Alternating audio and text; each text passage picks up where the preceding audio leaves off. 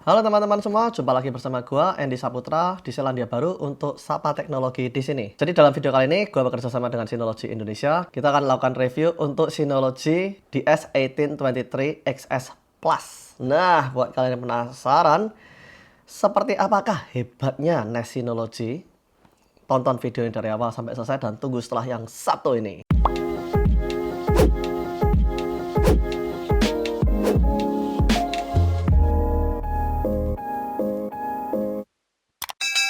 Oke, jadi Synology Indonesia itu mengirimkan 3 buah paket ya. Jadi satu, dia adalah unit NAS-nya sendiri. Dia adalah DS1823XS Plus. Dan juga ada 2 SSD Synology berukuran 480 GB. Dia form factor-nya adalah SATA SSD ya. Oke, jadi kita akan lakukan quick unboxing dulu untuk yang main unitnya nih. Dan seperti inilah penampakan dari Synology DS1823XS Plus nih teman-teman. Nah, untuk perlengkapannya, dia ada satu kabel power, 2 LAN, lalu satu plastik screw ini untuk SATA SSD dan juga 2 key Synology ya. Di sini gua akan demonstrasikan secara singkat untuk kuncinya ya. Jadi di sini kan ada 8 B nih. Kita bisa buka dengan mudah nih kayak gini untuk ganti replace hard drive dan lain sebagainya. Tapi untuk di shared environment, contohnya di data center yang kita biasanya share dengan tenan yang lain, itu kita bisa kunci juga nih teman-teman. Jadi misal nih harddisknya udah kita pasang dan NAS ini udah hidup kan, kita bisa lock sehingga nggak bisa diambil hard drive-nya. Jadi ini memberikan keamanan yang ekstra ya teman-teman. Jadi untuk NAS Synology DS1823XS Plus ini, dia adalah NAS desktop tower berukuran 8B nih teman-teman. Nah, lalu di bagian sebelah atas ada status dan alert LED, lalu ada satu tombol power dan juga LED untuk LAN 1, 2, dan 3. Dia external portnya dia ada 3 USB 3.2 Gen 1, lalu ada 2 expansion port, dan untuk networkingnya dia juga ada 2 1 gigabit RJ45 dan ada satu lagi RJ45 untuk OOB atau out of band management port. Dan juga dia ada satu 10 gigabit RJ45-nya nih. Jadi untuk NAS ini sendiri dia udah garang nih teman-teman. Dia udah support 10 gigabit network. Nah, masih di bagian belakang ya. Di sebelah kanan ini juga ada satu lagi PCI Express nih, dimana kalian bisa pasang aksesoris Synology ya. Salah satu contohnya kalian bisa pasang Synology 10 gigabit card ya. Kalian bisa pasang di situ tuh. Nah, untuk berat daripada NAS ini sendiri, dia adalah 6,2 kg. Nah, untuk garansinya, kalian nggak usah pusing-pusing, karena Synology udah memberikan peace of mind, teman-teman. Mereka memberikan garansi yang cukup panjang, yaitu 5 tahun. Jadi, jika kalian beli unit NAS dari Synology, setidaknya 5 tahun ke depan tuh kalian udah peace of mind. Nah, di bagian belakang ini tadi kan gue sampaikan ada 2 expansion port ya. Kalau kalian lihat di sini ada eSATA 1, dan juga di sini dia ada eSATA 2 nih. Nah, ini kegunaannya kalian bisa ekspansi dari unit ini ya. Jadi misal nih, kalian sudah pakai semua 8B ini, lalu kalian pengen scale up lagi nih. Kalian tinggal beli aja expansion unitnya yang bernama DX517. Nah, kalau DX517 yang tadi kalian colok di sini, nanti si NAS ini dia akan ngebaca B expansionnya itu teman-teman. Jadi kalian nggak perlu khawatir untuk menambahkan harddisk tambahannya itu. Harddisk tambahan yang berada di expansion di X517-nya tadi itu juga akan terbaca sama seperti kalau seolah-olah mereka terpasang di main unitnya ini sendiri. Jadi mantap kan teman-teman. Oke, sekarang gue pengen lepas semua B-nya ini untuk explore lebih dalam lagi tentang unit ini. Kita buka semua dulu nih untuk B-nya. Jadi seperti inilah penampakan DS1823XS Plus ini dengan semua B yang terbuka ya. Di sini kita juga bisa lihat ada heatsink tower di bagian belakang tuh teman-teman. Ini adalah heatsink untuk mendinginkan prosesornya nih tuh. Jadi kalian nggak perlu khawatir nih, server NAS ini itu udah pasti berjalan dengan dingin karena fan-nya ada 2 di bagian belakang yang gede tuh, dan juga ada satu heatsink towernya tuh untuk mendinginkan prosesornya. Lalu di bagian sebelah kiri ada 2 NVMe slot tuh. Di situ kita bisa memasangkan untuk NVMe casing maupun storage. Nah, jadi seperti inilah ya penampakannya ya, bagian dalamnya tuh ya. Seperti yang kalian semua bisa lihat. Nah, jadi seri NAS ini tuh memang mantap banget untuk kantor-kantor yang gede pun, atau bahkan untuk data center sekalipun. Karena bisa di-expand hingga 2 DX517 ya. Nah, untuk DX517 expansion unitnya itu dia ada 5B ini. Dan untuk DS1823XS Plus ini, dia support hingga maksimum 2 DX517. Jadi dia udah ada 8B, lalu dia bisa di expansion dengan 1 DX517 tambah 5B, dan dia bisa di sini lagi tambah lagi 1 expansion DX517 lagi. Jadi totalnya bisa 18B. Keren banget kan? Nah, kan gue penasaran nih, di bagian bawahnya ada apa? Nah, di sini ada apa nih? Kita lihat nih. Oh, tuh. Dia ada memori yang bisa kita upgrade ya. Jadi untuk memorinya ini, dia udah error correcting code nih teman-teman, alias ECC ya. Tuh, ECC SODIMM ya. Untuk memorinya, gue juga highly recommended banget buat kalian kalau pengen upgrade memori dari NAS unit kalian, pastikan kalian beli memori yang dari Synology juga. Nah, karena dengan memori dari Synology, kalian terjamin akan kompatibilitasnya, sehingga performanya pun tidak akan terkompromi. Tuh, untuk memorinya dia ada 8 GB ya, jadi DR4 8 GB dan dia udah ECC tuh, error correcting code. Jadi untuk bawaannya, kan dia udah terpasang di sini nih. Kita bisa upgrade lagi dengan memasang satu lagi 8 GB, berarti menjadikan total 16 GB tuh upgrade yang gua recommend. Nah, untuk Synology dengan seri XS, kalian harus perhatikan nih. Seri XS ini memang mantap. Kalian bisa berbuat banyak dengan seri XS ini. Tapi ada satu hal yang perlu kalian perhatikan. Di seri XS ini, kalian hanya bisa menggunakan harddisk atau SSD yang bermerek Synology saja ya. Itu termasuk NVMe-nya juga.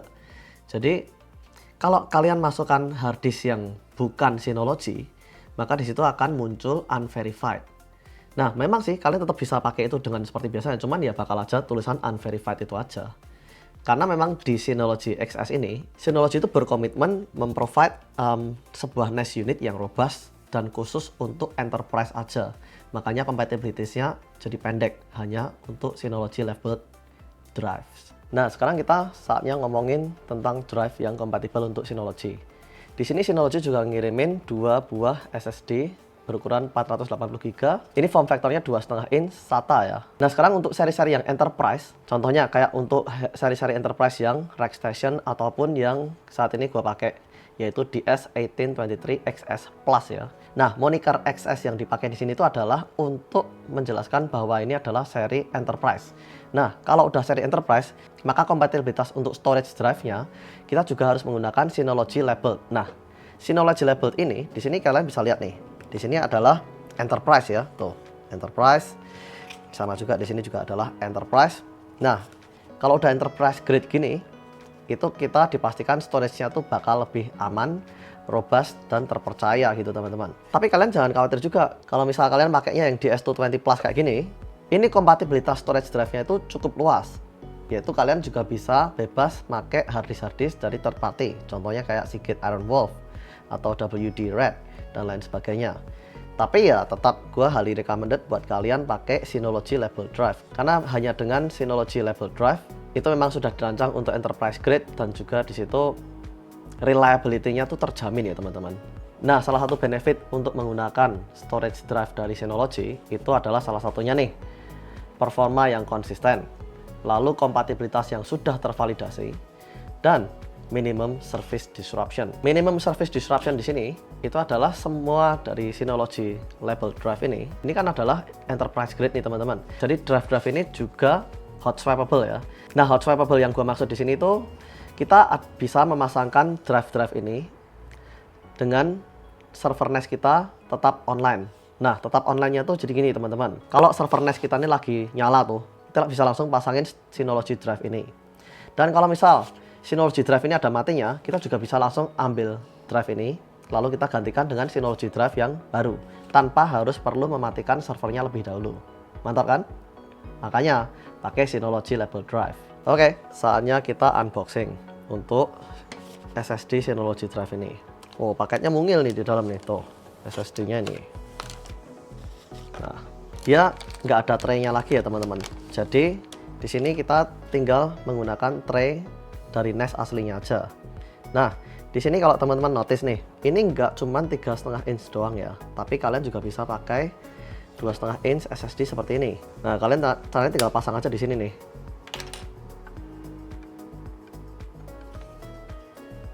Kita tinggal pasang skrunya di sini. Nah, gini. Nah, jadi kita nggak perlu memasangkan lock untuk harddisk 3,5 inch-nya ya. Kita lepas saja.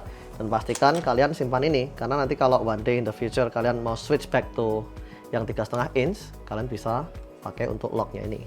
Nah, locknya itu gue suka banget karena di sini kalau kita pakai harddisk yang 3,5 inch, kita nggak perlu screw sama sekali ya. Ini guna banget kalau kita lagi pasang di data center. Jadi kalau lagi di data center, kita nggak perlu ribet-ribet pakai screw driver. Jadi kita tinggal pasangin harddisk, lalu diklip pakai ini, udah terpasang dengan secure banget tuh teman-teman. Nah, di sini tuh juga firmware-nya tuh udah jelas nih teman-teman. Jadi pasti ini bakalan kompatibel dengan NAS Synology kita. Oke, saatnya kita pasang. Nih, jadi traynya ini dia juga jalan tanpa penguncinya tadi tuh. Nah, di sini memang hot swappable, tapi karena ini memang baru gua nyalain pertama kalinya, jadi akan gua nyalain pertama kalinya nih.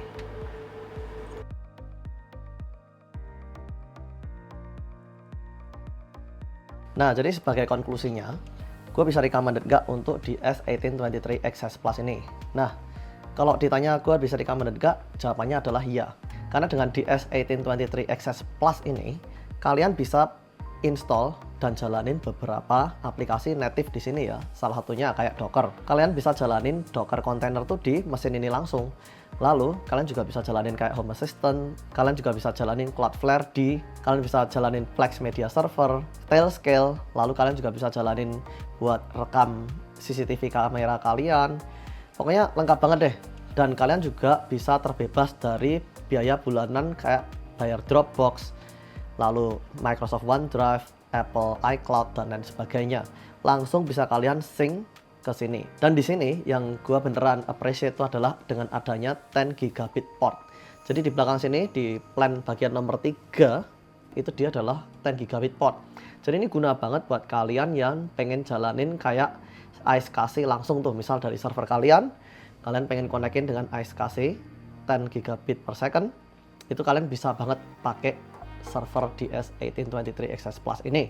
Jadi kalau iSCSI lalu kalian padukan dengan 10 gigabit per second yang ada di server ini, itu kalian beneran seperti punya kayak SAN gitu teman-teman. Jadi kalian aksesnya ke network ini itu juga kenceng gitu, nggak bottleneck ya teman-teman ya. Lalu di bagian sebelah kiri belakang, kalian juga bisa pasangin modul Synology 10 gigabit NIC-nya di sini tuh. Jadi kalian tetap bisa expand nih. Lalu dengan di S1823 XS Plus ini, kalian juga bisa scale up dengan menambahkan 2 expansion di X517. Jadi ini kan ada 8B nih teman-teman. Kalian masih bisa tambahkan 5 dan 5 lagi di kedua expansion ini. Jadi totalnya bisa 18B itu. Jadi mantap banget ya. Lalu di sini juga ada yang namanya OOB, Out of Band Management. Nah, OOB itu kegunaannya mirip-mirip seperti IPMI. Misal nih server ini tuh dalam keadaan off, lalu kita mau remote turn on, itu bisa kita lakukan dengan OOB tadi atau out of the band management tadi. Atau misal nih server ini ada hangnya nih, misal nih, walau ya kecil kemungkinan terjadinya, tapi kan who knows, it happens anytime kan. Misal server itu lagi hang, DSM-nya tuh hang, kita nggak bisa SSH, kita nggak bisa akses DSM webnya dan lain sebagainya, itu kita tetap bisa login dengan OOB. Caranya kita tinggal login aja ke OOB-nya, lalu kita pilih restart dari situ. Dengan mengakses ke OOB atau out of the band, itu sama dengan kita dengan remote pencet turn on physically ya teman-teman ya. Jadi sama seperti seolah-olah kita berada di depan mesin ini langsung gitu. Nah, jadi itu gunanya OOB. Itu guna banget sih kalau misal kalian taruh mesin ini di data center, yang mana mungkin kalian nggak punya akses langsung ke data center kalian. Sekarang kita ngomongin untuk kekurangannya. Kekurangannya adalah kita memang harus pakai harddisk yang bermerek Synology. Nah, kenapa sih? Gue udah kontak dengan Synology. Sebenarnya Synology itu pengen mengeliminasi komplain-komplain dari kita-kita semua nih. Karena mereka tuh nerima komplain kalau RAID gue nggak bisa di-rebuild. Nah, nggak bisa di-rebuildnya kenapa? Waktu Synology supportnya tuh connect ke mesinnya, ternyata mereka tuh nemuin bahwa beberapa dari user itu make harddisk yang single, jadi SMR ya. Nah, single ini tuh adalah biasanya harddisk yang kita jumpai di external drive, yang kita bongkar tuh external drive-nya, lalu kita pasangin harddisknya di sini. Kan itu kan sebenarnya kan murah tuh teman-teman. External drive itu harddisknya tuh adalah harddisk yang single magnetic tadi tuh. Single magnetic ini sebenarnya nggak masalah kalau kita fungsikan dengan dia sendirian. tapi akan bermasalah kalau kita RAID hard disk tersebut. Jadi single ini tadi itu, kalau untuk RAID 1 saja, nggak masalah. Karena RAID 1 itu hanya mirroring, dia nggak ada parity calculation-nya. Tapi beda kalau kita implementasikan dengan RAID 5 atau RAID 6, di mana parity calculation itu dilakukan. Nah, parity calculation ini, dia menggunakan URI itu, di mana hard disk itu lebih baik untuk menggunakan URI yang 10/15. Kalian pengen tahu URI kayak apa? Kalian bisa tonton video yang udah gua buat sebelumnya. Nah, jadi hard disk yang kita dismantle dari external drive itu memang murah banget. Sampai ya, itu nggak bisa kalian RAID. Kalian harus ingat itu. Nah, jadi Synology itu nemuin kayak gitu, sehingga daripada namanya mereka tuh terus jadi jelek karena bukan salahnya mereka.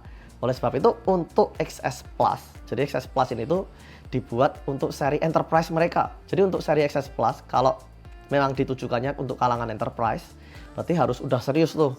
Jadi hard disknya juga harus menggunakan hard disk Synology yang memang terdengar harganya tuh mahal. Tapi kalian jangan khawatir juga, karena Synology itu sekarang juga mengeluarkan hard disk yang seri Plus. Seri Plus ini itu dibuat lebih murah daripada enterprise. Jadi yang Plus ini tuh kalau kalian mau tahu kualitasnya kayak apa tuh kurang lebih seperti WD Red yang Pro atau Seagate Iron Wolf yang Pro. Jadi kurang lebih kualitasnya unda-undi seperti itu. Nah, jadi hard disk Synology yang seri Plus ini itu bisa kita pakai nih di DS1823 XS Plus ini.